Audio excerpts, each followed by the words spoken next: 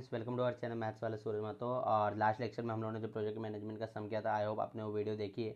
अगर नहीं देखी तो पहले आप वो देख लीजिए, क्योंकि ये जो है थोड़ा ट्रिकी सम है। और वो जो सिंपल वाला सम था तो पहले आप वो करोगे, तो उसके बाद अगर ये करोगे तो आपको ज़्यादा बेनिफिट में रहोगे।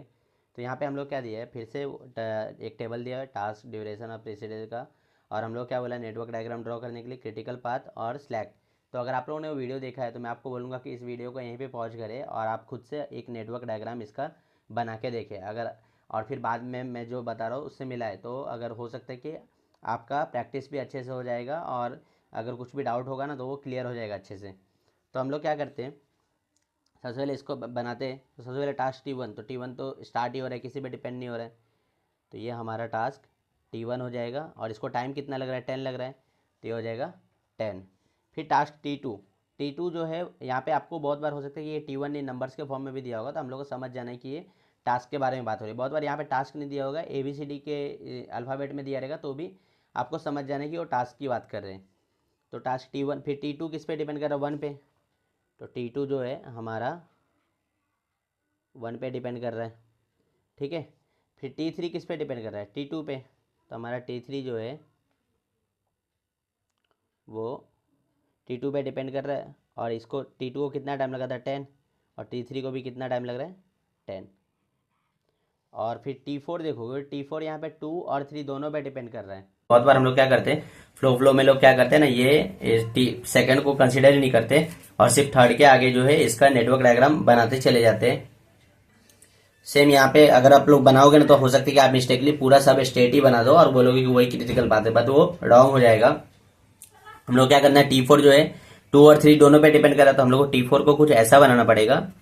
ये हमारा T4 है, उसको ड्यूरेशन कितना 30 लग रहा है, तो 30 लग रहा है। और ये जो है T2 पे भी डिपेंड करता है और T3 पे भी डिपेंड करता है, तो कुछ इस तरीके से हम लोग बनाएंगे। फिर T5 किस पे डिपेंड करता है, T4 पे। तो हमारा T5 जो है वो ये हो जाएगा। और इसके लिए टाइम कितना लग रहा है, 90 लग रहा है, तो 90। अभी T5 के बाद हमारा क्या है, T6 किस पे डिपेंड करता है, T5 पे। तो ये फिर हमारा आ जाएगा यहाँ पे T6।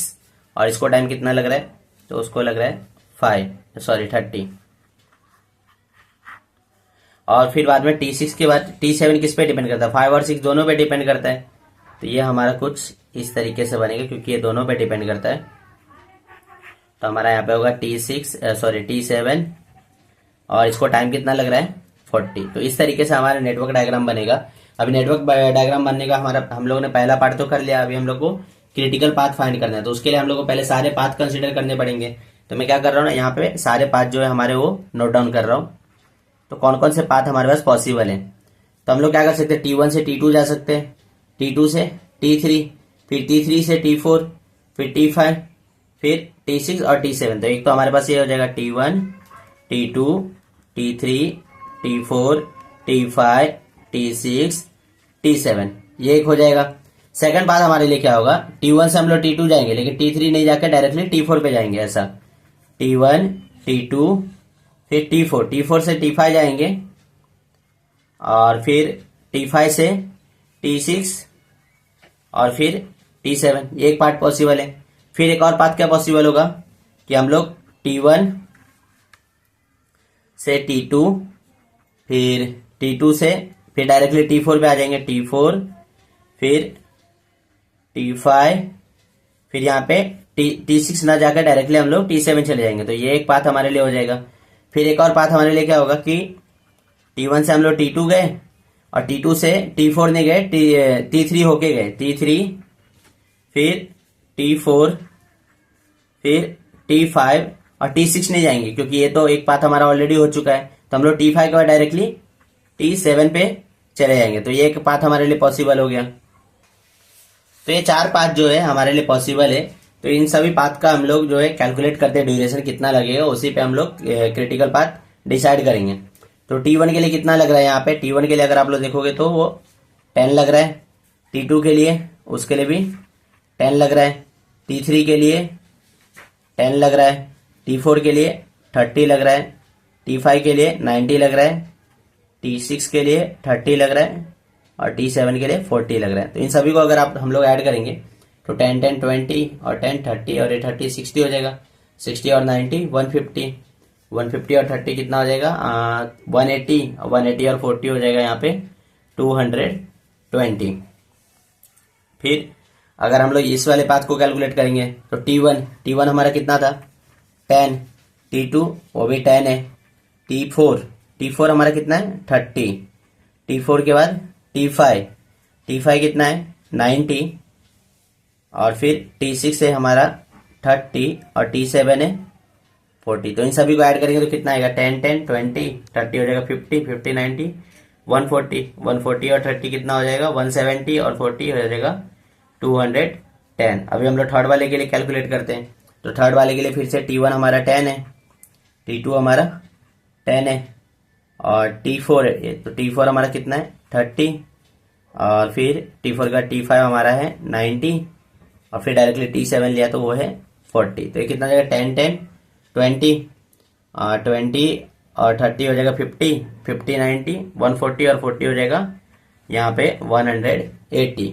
अब ये लास्ट वाले पाथ के लिए हम लोग ड्यूरेशन कैलकुलेट करते हैं। तो लास्ट वाले के लिए क्या हो जाएगा T1 हमारा है 10, T2 भी 10, T3 10, T4 हमारा कितना है 30, T5 है 90 और T7 है यहाँ पे 40। तो इन सभी को हम लोग ऐड करेंगे तो 10 10 20 और ये 30 30 60 हो जाएगा, 60 90 150 और 40। तो ये हो जाएगा हमारा 190। तो इस तरीके से सारे पाथ का ड्यूरेशन हम लोगों ने कैलकुलेट किया। अभी इसमें से क्रिटिकल पाथ कैसे डिसाइड करेंगे, तो हमेशा याद रखना है क्रिटिकल पाथ के लिए हम लोग क्या करते हैं, जो हमारा मैक्सिमम होता है ना इन सब में से उसको ही लेते हैं। तो हमारा मैक्सिमम यहाँ पे कितना है 220 है, तो इसलिए ये वाला जो है ना पाथ वो हमारे लिए क्रिटिकल पाथ हो जाएगा। ये हमारा हो जाएगा क्रिटिकल पाथ। तो फ्रेंड्स हम लोगों ने नेटवर्क डायग्राम बना लिया, क्रिटिकल पाथ कैलकुलेट किया। अभी हम लोग स्लैक कैलकुलेट करना है। तो स्लैक कैलकुलेट करने के लिए जो टर्म की नेसेसरी होती है वो मैंने लास्ट लेक्चर में बताया था, जैसे कि early start, early finish, latest start और लेटेस्ट फिनिश। तो ये चारों चीजों को हम लोग को कैलकुलेट करना पड़ेगा।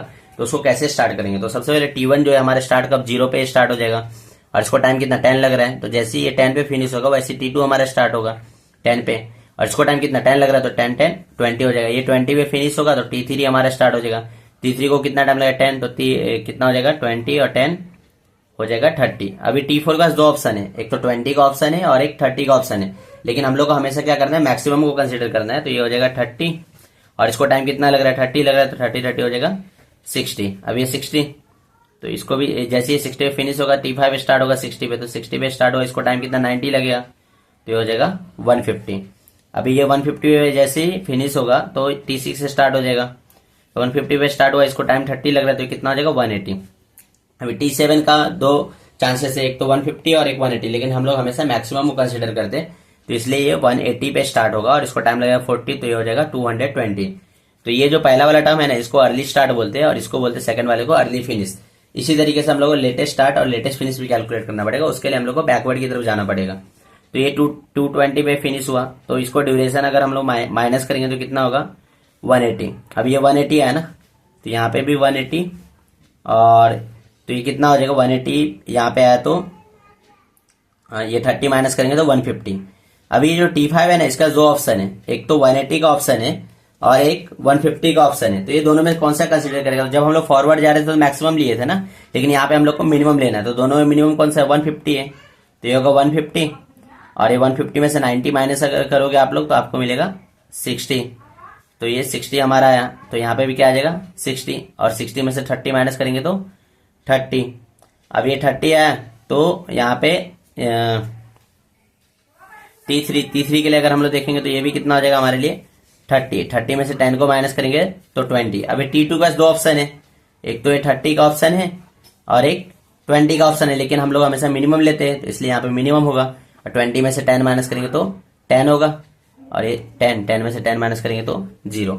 तो इस तरीके से हम लोग को यहाँ पे लेटेस्ट स्टार्ट और लेटेस्ट फिनिश भी मिल गया। अब स्लैक का हम लोग फॉर्मूला देखे थे तो क्या था, स्लैक का जो हमारा फॉर्मूला था वो था early start minus latest start या फिर early finish minus latest finish. तो इसको हम लोग सॉल्व करेंगे तो हम लोग को स्लैक का फॉर्मूला मिल जाएगा। तो इसी को सॉल्व करके हम लोग क्या करते हैं, यहाँ पे स्लैक का एक अलग सा टेबल बनाते हैं, ठीक है। अभी T1 के लिए अगर हम लोग देखें तो 0 में से 0 माइनस करेंगे 0 आएगा, 10 में से 10 करेंगे तो भी 0 आएगा। तो T1 के लिए जो हमारा स्लैक की वैल्यू आई वो 0 आई।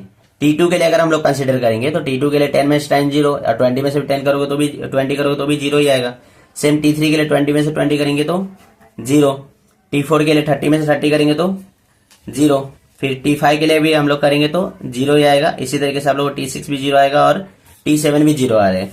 तो ये ऐसा क्यों हो रहा है कि पूरा का पूरा स्लैक ही जीरो आ गया? ऐसा इसलिए हो रहा है कि हम लोगों ने क्या देखा, स्लैक की वैल्यू कौन से टास्क की जीरो आती है, जो क्रिटिकल पाथ में होते हैं।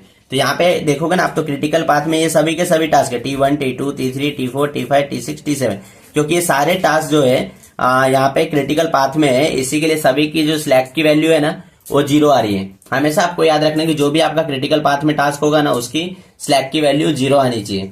तो इस तरीके से हम लोगों ने नेटवर्क डायग्राम बना लिया और फिर बाद में क्या बोलते क्रिटिकल पाथ भी फाइंड कर लिया और स्लैक भी फाइंड कर लिया। तो आई होप आपको ये क्वेश्चन समझा। अभी नेक्स्ट लेक्चर में हम लोग प्रोजेक्ट मैनेजमेंट पे ही बेस्ड कुछ और क्वेश्चंस करने वाले।